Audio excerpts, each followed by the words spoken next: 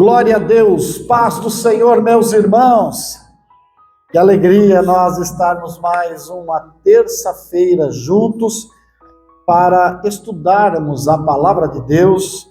É um prazer cumprimentar também a você que está na internet nos acompanhando nesse momento. Esta terça-feira especificamente nós estamos com o Salmo 12. E sem perda de tempo já vou convidá-lo. Abra sua Bíblia, então, como disse, Salmo 12, que o texto sagrado vai nos informar o seguinte: socorro, Senhor, porque já não há homens piedosos. Desaparecem os fiéis entre os filhos dos homens. Falam com falsidade uns aos outros. Falam com lábios bajuladores e coração fingido. Corte o Senhor todos os lábios bajuladores, a língua que fala soberbamente. Pois dizem, com a língua prevaleceremos. Os lábios são nossos. Quem é o Senhor sobre nós? Por causa da opressão dos pobres e do gemido dos necessitados, eu me levantarei agora, diz o Senhor, e porei a salvo a quem por isso suspira. As palavras do Senhor são palavras puras, prata refinada em cadinho de barro, depurada 7 vezes. Sim, Senhor, Tu nos guardarás desta geração, nos livrarás para sempre. Por todos os lugares andam os perversos, quando entre os filhos dos homens a vileza é exaltada. Amém? Pois muito bem, quando nós damos uma levantada no drone para fazer um voo um pouquinho mais alto e entender o contexto dos salmos, o que nós vamos encontrar é uma sequência de salmos de Davi, o Salmo 11, 12, 13 e 14, que vão nos mostrar Davi numa situação de solidão diante das dificuldades e perseguições que ele pode ter sofrido durante as perseguições de Saul, mas também que ele pode ter sofrido nos dias do seu reinado, especificamente nos últimos dias, com o seu filho Absalão. Então você percebe que, analisando conforme já estudamos, no Salmo 11, Davi está sós, cercado pelos perversos violentos, e este é o clamor dele. No Salmo 12, já são os hipócritas que se levantam contra ele, aqueles bajuladores. No Salmo 13, ele se sente totalmente abandonado. E no Salmo 14, ele vai enfrentar sozinho os insensatos. E aqui que nós vamos observar neste Salmo de número 12, conforme já dizemos, quando os hipócritas se levantam contra ele, que olhando para o Salmo 12, olhando para essa temática, o auxílio contra a falsidade, que a Bíblia Sagrada, ela, num contexto geral, ela não subestima o poder da conversa, da palavra arrogante. Muito pelo contrário, ela entende, a Bíblia nos passa o entendimento que só o Senhor pode silenciar a conversa arrogante que vem para humilhar alguém, para colocar alguém no chão. Porque já dizem os especialistas e entendidos que as palavras matam mais do que as armas físicas.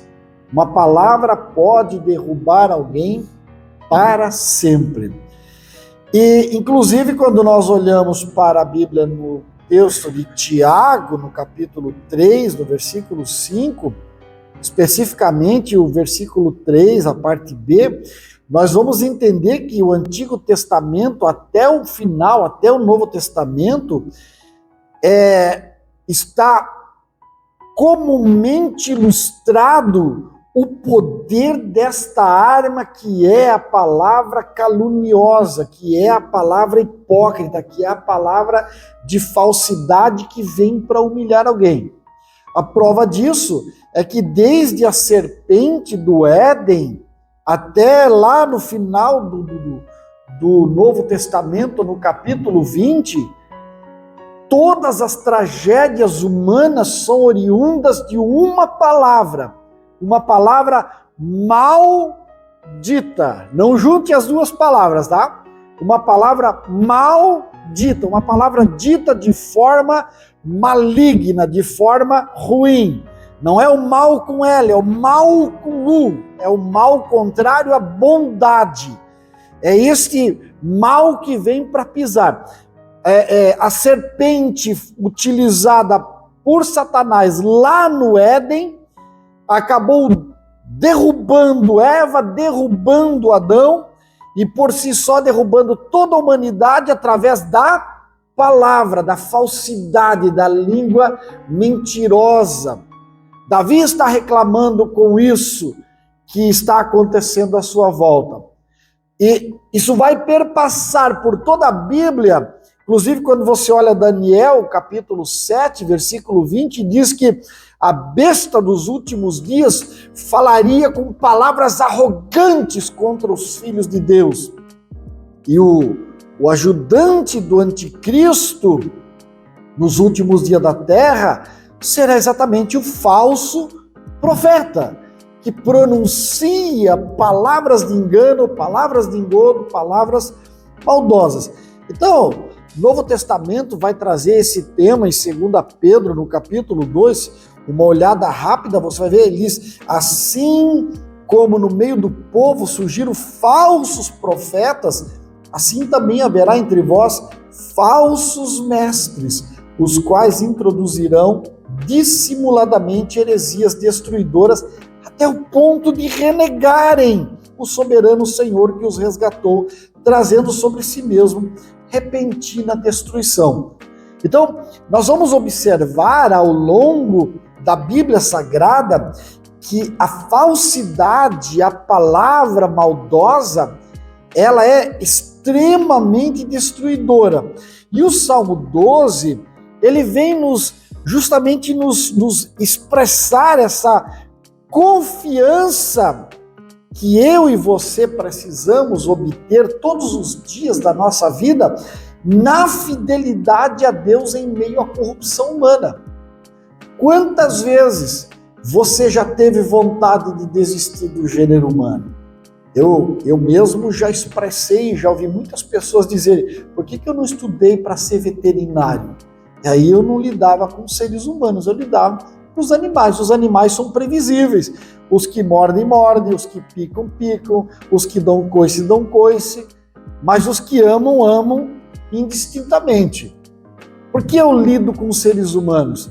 E exatamente o Salmo 12, ele vem nos dizer o seguinte, continue fazendo aquilo que você faz e faça com excelência, porque se o ser humano tem uma palavra de falsidade para te machucar, te ferir, Deus continuará sendo fiel por toda a eternidade, porque não pode negar a si mesmo. Ele é o Deus fiel que vale a pena servir até o fim. Aleluia! Então, quando olhamos esse texto, é um texto escrito lá 1000 anos antes de Cristo, então há quase 3000 anos. Naturalmente, nós temos uma abordagem temporal para dias antigos, mas podemos trazer para uma abordagem contemporânea? Claro que podemos, porque numa abordagem contemporânea, nós vamos interpretar a mensagem do Salmo 12 como um apelo de Davi para os nossos dias, para a honestidade, para a integridade, num mundo que está carente de desafios éticos. O mundo está clamando por desafios éticos. Parece que nos nossos dias é melhor, é mais bonito ser mentiroso, ser falso, ser dissimulado, fazer as coisas erradas, dar um tapinha nas costas e uma rasteira por baixo. Parece que isso é o que tem valor.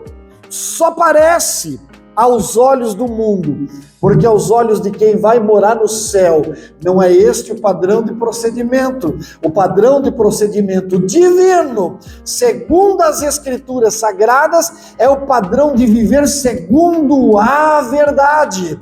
E há um texto que agora me escapa a sua referência, mas o Senhor diz: a lei e a verdade, se não falarem conforme essa palavra, nenhum deles verá a alva.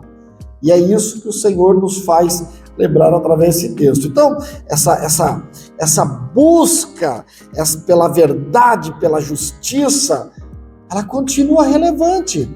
Ela ainda vale a pena nos nossos dias. Inclusive, ela nos incentiva, ao lermos o Salmo 12, nós somos incentivados à reflexão sobre como podemos aplicar isso na sociedade atual. E aí você vai dizer: pastor, como é que eu posso abordar nos nossos dias o Salmo 12, uma visão contemporânea, na minha realidade, no momento em que eu vivo? Pois bem, eu destaco aqui para nós, primeiro, precisamos abordar dentro de uma fundamentação moral. Pastor, dá para explicar isso aqui melhor? Claro que dá. Quando você olha para Êxodo, capítulo 20, você vai descobrir lá o Senhor revelando para Israel, através de Moisés, os 10 mandamentos. E dos 10 mandamentos, depois vem uma série de mandamentos, eu diria que são submandamentos decorrentes desses 10, que são as explicações, tanto morais quanto legais, de como Israel deveria se aproximar de Deus. Há daqueles de plantão que vão dizer: não, mas isso aí valia só para Israel, são aspectos legais. Sim, aquilo que diz respeito aos aspectos legais, a lei civil, religiosa, dizia respeito direto ao judaísmo e a Israel. Mas os aspectos morais da lei vale para todas as épocas, para todas as culturas e todos os lugares. Então, por exemplo, você pega 2 mandamentos básicos: não matarás, não furtarás. Me diga qual é a cultura que pode dizer que é aprovado matar o seu próximo, que é aprovado furtar, subtrair aquilo que o próximo tem em posse de si. Onde que isso tem validade? Em nenhum lugar. Por quê? Porque a fundamentação moral da lei de Deus, ela é válida para Israel dentro do contexto do judaísmo, ela vale para a igreja dentro do cristianismo do Novo Testamento e vale para nós pregarmos nas praças públicas a todas as pessoas e vivermos essa realidade. Aliás, a cultura brasileira, ela clama por uma reforma urgente, porque no nosso país parece que fazer errado que é certo. Mas uma coisa tem que ficar clara para mim e para você: ainda que todos digam que certo é descer para o sul, se a palavra de Deus disser o certo é subir para o norte, faça esforço, suba para o norte, porque é o caminho que nós estamos caminhando para morar nas mansões celestiais. Aleluia! É o que nós queremos, é o que nós precisamos. E aí, meus irmãos, não se trata só de um sim ou não, de um deve ou não deve, de um pode ou não pode, mas trata-se de estabelecer parâmetros de convivência pacífica para tornar a sociedade mais justa. Isso quer dizer que o meu direito, ele acaba quando começa o seu direito. O meu dever, ele começa onde termina o seu. E uma das coisas que nós precisamos lembrar sempre, nós vivemos a sociedade dos direitos. direito dos aposentados, direito dos idosos, direito das crianças, direito dos trabalhadores, direito dos sem-teto, direito dos... Direito. Só se fala em direito. Mas não ouvimos falar em deveres. Deveres dos idosos, deveres das crianças, deveres dos trabalhadores, deveres do sem-teto, deveres. E isso ninguém fala, porque a contrapartida do direito é o dever. Então, quando nós falamos em fundamentação moral, a moral diz respeito a isso, a viver a ambiguidade de uma mesma esfera. Ou seja, de um lado nós temos o direito a reclamar, mas do outro nós temos o dever a ser cumprido. Eu, por exemplo, eu digo isso sempre, quero que fique gravado mesmo, quero ser chato, quero incomodar a cada um de nós para lembrar que nós estamos em um templo evangélico, nós usamos sistema de som, nós usamos o espaço à nossa volta dentro, estamos inseridos dentro de uma sociedade.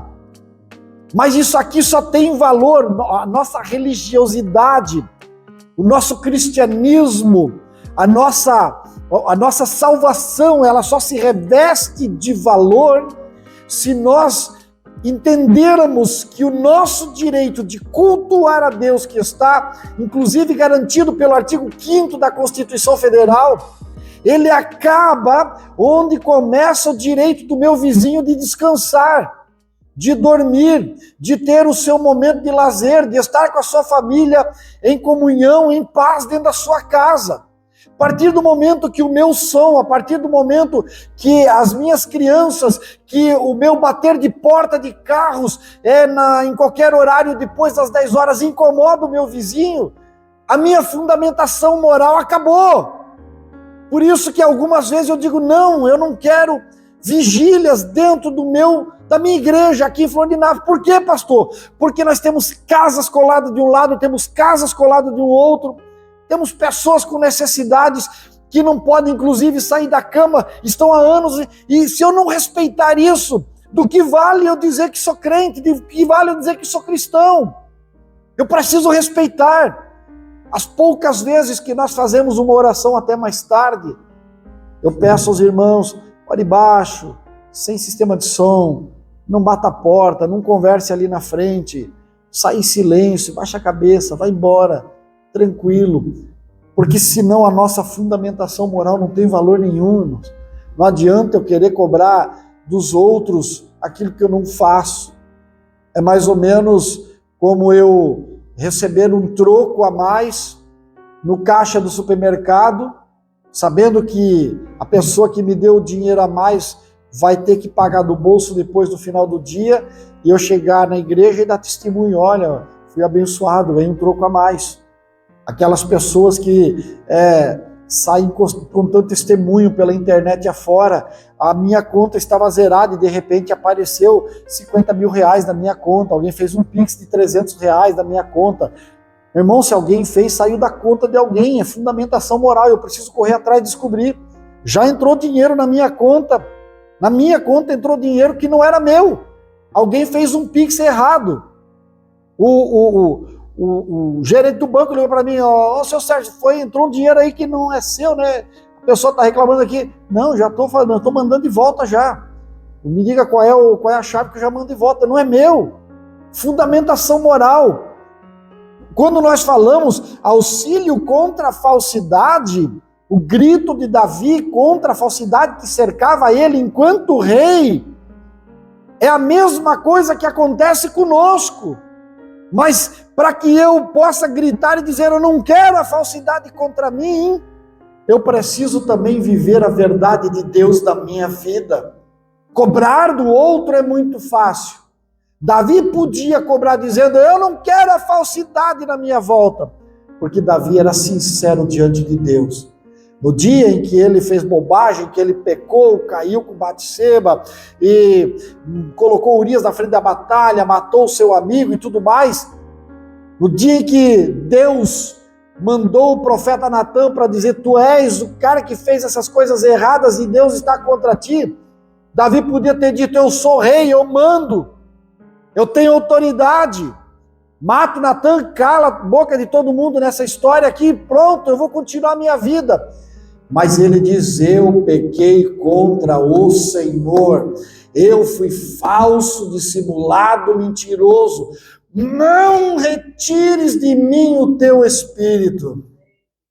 E aí você vai encontrar os salmos de Davi, nós vamos passar por eles ainda, onde Davi diz, banho meu leito todas as noites com lágrimas, porque ele sabia que uma vida sem Deus é uma vida pobre, miserável e terrível, né? Então a nossa fundamentação moral, ela precisa dar o exemplo para uma sociedade mais justa. Outra verdade que eu encontro nesse Salmo de número 12 é uma contextualização ética. Se tem a moral, tem a ética. E na Bíblia Sagrada não tem exemplo melhor de ética do que a parábola do bom samaritano, né? Essa todos nós conhecemos, Lucas 10 e 25. E aí tem contexto ético a ser oferecido-nos, que é muito forte, porque Jesus usa as expressões religiosas mais altas do judaísmo, passa um sacerdote, passa um levita, ele pega aqueles que podiam dar solução, mas a sua ética está maculada por uma falsidade ideológica. Por isso que o Salmo 12 é um grito, é um pedido de auxílio contra a falsidade. Porque se o sacerdote não podia tocar em alguém que estava moribundo, tinha toda uma questão legal, mas estava ali um ser humano acima de tudo necessitando. Mas ele diz, eu tenho hora para chegar aos meus trabalhos. E ele sai fora. Os levitas eles tinham diversas funções. Não é como hoje, o pessoal vai, bota os cartazes aí na mídia, né? Eu sou levita do Senhor. Levita não era só cantores. Levita era, acima de tudo, os diáconos dos nossos dias, que nem todos são bem diáconos, né? Eles levam um título para sentar no púlpito e pregar, mas vamos falar dos bons diáconos. Aquele que chega cedo, que abre o templo, que vê uma telha caída, que arruma, que põe um banco no lugar, que ajunta lá uma sujeira, o diácono que traz uma água, o diácono que está atento às necessidades da liturgia, do andamento. Era esse diácono, que eles carregavam a arca nos seus ombros. Esses eram os levitas, além de serem cantores, além de serem profetas, além de serem outras coisas. Então hoje, levita é só cantor famoso, com o nome no Instagram, com o nome por aí afora. Bem, quando nós olhamos para a continuação da parábola, o que a gente vê é alguém que não se esperava, um samaritano. Os samaritanos não se davam com os judeus, mas e a contrapartida é verdadeira, e os judeus não se davam com os samaritanos. Mas esse samaritano que vem, ele não olha para a religião, ele não olha para a cultura, para a nacionalidade, para a raça, para o sexo, para a idade, para a questão financeira. Ele para e faz aquilo que é ético, aquilo que era necessário ser feito naquela hora. A luta de Davi, quando ele diz, falam com falsidade uns aos outros, falam com lábios bajuladores e coração fingido, ele estava dizendo exatamente a proporção. Parece que Davi estava vivendo nos nossos dias, aquelas festas de alta sociedade, né? Onde dá beijinho assim, ó, para não encostar o rosto no outro, aquela coisa de olhar um pouco assim, nossa, que look lindo que você tá, e por trás assim, nossa, que coisa horrível, mais cafona, mais brega. Esse tipo de falsidade Que ética tem em olhar a aparência, o estereótipo exterior? Que ética nisso? E é preocupante quando nós que somos igreja de Cristo, em alguns lugares talvez já aconteça isso, que fique olhando, especialmente nos cultos de domingo à noite, quando as pessoas vêm fazer visita e tal, com suas famílias, e aí a pessoa fica olhando assim, de lado, né? Como diz, de revesguelho, assim, olha a roupa, se tem um jacarezinho na camisa, daí já quer alguém sentar do lado, já leva lá para o pastor, para comer um churrasco junto, já marca uma visita, mas se vem de pé no chão. Deixa eu contar para você, eu trabalhava de vendedor pela Athletic Way lá em Jaboatão dos Guararapes, e aí um sábado de chuva, parte de Recife fica debaixo da água nos meses de julho e agosto, não dava ninguém, shopping morto, e entrou um senhor, chinelo de dedo, bermudão velho, meio arrotado assim, desgastado, camiseta com os furos, comida de cupim, aquela que fica largada assim, aquela malha que se repuxa, você sabe? Uma criancinha do lado assim, criancinha meio que parecia que de pé no chão. Aí eles começaram a olhar os equipamentos de ginástica, esteira, bicicleta e tal, remador. E aí os vendedores olharam para mim, vai lá, Sérgio, vai lá. Isso aí é martelo. Martelo na linguagem dos vendedores lá no Nordeste é que só vem para pregar e não faz nada, né? Isso é martelo, isso é martelo. Aí eu disse, não, eu vou lá, vou atender. Bom dia, senhor, tudo bem? O senhor já conhece os equipamentos? Queria conhecer. E aí a galera ficaram lá atrás, rindo de mim, assim, agora vai ter que apresentar, porque nós tínhamos uma ordem. Se abordasse o cliente, tinha que apresentar. E tinha um equipamento, tinha 40 exercícios. Tinha que fazer pelo menos uns 15, 20 exercícios daquele para mostrar tudo que aquela máquina fazia. Tem que sentar no remador, fazer a remada, na bicicleta e tal, e fazer as regulagens das esteiras, mostrar como era eletrônica, como era elétrica, Passei pela loja inteira mostrando para o homem. Aí ele disse, tá, queria conhecer, obrigado. E foi embora. E eles tiraram o resto do dia rindo de mim, se incomodando com o martelo e tal. Quando chega no final da tarde, aquele homem volta, daí ele olhou para mim e fez assim, pois não, seu fulano, eu vim com dinheiro, um pacote de plástico daquele de arroz, com outro papel por dentro, enrolado com um bolo de dinheiro. Eu vim buscar 2 esteiras dessa, 2 dessa eletrônica, 2 remador desse, essa completa, mais esse aqui. Eu fui em casa buscar o dinheiro. Eu fechei num dia a venda do mês inteiro. Sabe, irmãos, a ética, ela precisa nos levar a olhar o ser humano como ser integral, com necessidades, com dificuldades, com limitações, com desejos, com angústias. Quando eu sento para escutar alguém, eu sento para escutar alguém.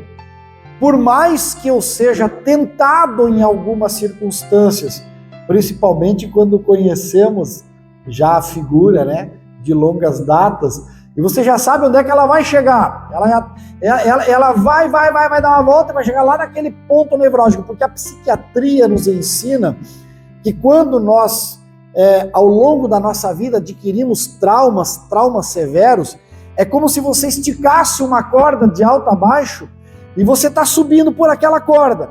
Em dado momento da sua história, você tem um trauma severo e cria um nó naquela corda e você escorrega. E aí, ao longo da sua história, você começa a se esforçar e subir novamente. E cada vez que você bate naquele nó, você escorrega de novo, porque você não tem força para suplantar aquele processo traumático que se instalou na sua vida lá no passado. E por isso existem os profissionais, os psicólogos, os psiquiatras, que vão lhe ajudar a desatar esse nó para subir. Alguns conseguem, quando tem um bom pastor, um bom líder evangélico que tenha conhecimento bíblico, que tenha conhecimento psicológico, consegue levar a pessoa a superar esses traumas. Mas se não, é alguém que vai sempre subir até o nó e escorregar de volta. Ele passa a vida inteira, é aquele que você diz, que escorrega no molhado e não chega em lugar nenhum. Patina no seco e não vai para lugar nenhum. Porque chega no nó e escorrega de volta. Está sempre caindo e voltando ao ponto inicial. Não evolui, não consegue. E a nossa função, enquanto cristão, é encarar as pessoas com uma fundamentação ética, entendendo que todos nós pecamos, somos oriundos de uma vida de pecados, temos ossos escondidos no armário, temos dificuldades a serem superadas, cada um de nós tem um problema a ser superado e só Deus pode nos ajudar a superar isto na verdade. Pastor, o senhor acabou de falar que o psiquiatra, o psicólogo pode ajudar. Sim, eles podem ajudar porque eles estudam para isso. Mas você quer superar o nó, você quer curar o nó na sua vida. Deus, quando desata o nó, não tira a marca. É como cicatriz de cirurgia. Você pode passar cicatricure ali, pode até ficar clarinho, mas a marca da cicatriz vai ficar. E por que Deus faz isso? Para que você lembre o quanto Ele é maravilhoso, o quanto Ele é poderoso e o quanto Ele é misericordioso para com a tua vida, te curando, mas te deixando a marca para lembrar que você pode cair assim que você descuidar dos seus passos. Então, essa é a contextualização ética. Mas, se temos a fundamentação moral, se temos a contextualização ética, nós temos a compaixão e a solidariedade, que está aqui dentro do Salmo 12. É só a gente ler que a gente encontra. E quando falamos de compaixão e solidariedade, irmão, não tem ninguém neste mundo que tenha mais compaixão do que o nosso Deus. O nosso Deus, Ele é tremendo. Tanto que o Salmo 113, você conhece ele, especialmente o verso 13, ele vai dizer: assim como um pai se compadece dos seus filhos, o Senhor se compadece daqueles que o temem. Aleluia! E essa compaixão divina, ela não só pode, como deve, inspirar ações baseadas na nossa compaixão e ética para com os outros. Quando Jesus está dizendo, aprendei de mim, ele estava dizendo isso. Porque veja, Jesus sabia que os seus discípulos haveriam de traí-lo. Olha, se eu sei que alguém vai me trair, o que eu faço? O que você sabe? O que você faz quando sabe que alguém vai te trair? Você já prepara uma bomba, né? Para colocar embaixo do carro, para quando ele sair, o carro explodir. Vai te trair mesmo? Então que se exploda por lá, não é isso? À vontade, às vezes até que dá. Mas, muito pelo contrário, Jesus, sabendo que os discípulos haveriam de traí-lo e abandoná-lo, olha o que ele faz, irmãos. Ele chama-os antes da ceia, antes da traição, antes de tudo. Estão saindo lá da Galileia, estão indo para a Judéia, para a traição. Ele chama eles, abre a agenda e diz: pessoal, quero marcar um encontro com vocês. Onde que vai ser, Senhor? Não podemos ir junto? Não, vai ter que ser um encontro, eu vou encontrar vocês lá. Vocês, volte lá para o posto. Volte lá para Galileia, lá onde a gente começou. Eu vou encontrar vocês lá. Mas por que, Senhor? Vocês vão entender. Deixou a agenda aberta. O encontro programado. Ele podia dizer: eu não quero mais nem ver a cara de vocês, seus traíra. Nem uma hora vocês puderam orar comigo. Vocês não puderam me acompanhar, estar comigo. Quando muito lá o João foi lá para cuidar ainda da minha mãe, mas fugiu todo mundo e depois vocês vão voltar tudo para a pesca. Mas eu vou encontrar vocês lá nas margens do mar da Galileia. Aleluia! E quando vocês saírem do barco, já vai ter pão e peixe fresquinho, assadinho, prontinho para nos encontrarmos. Você entende o que é a compaixão divina? Porque Deus poderia condenar e destruir a todos nós, sem nenhuma piedade. Ele podia pegar você pelo pescoço e dizer: chega, não te suporto mais, eu te perdoo todo dia você pede perdão pelos teus pecados, chega!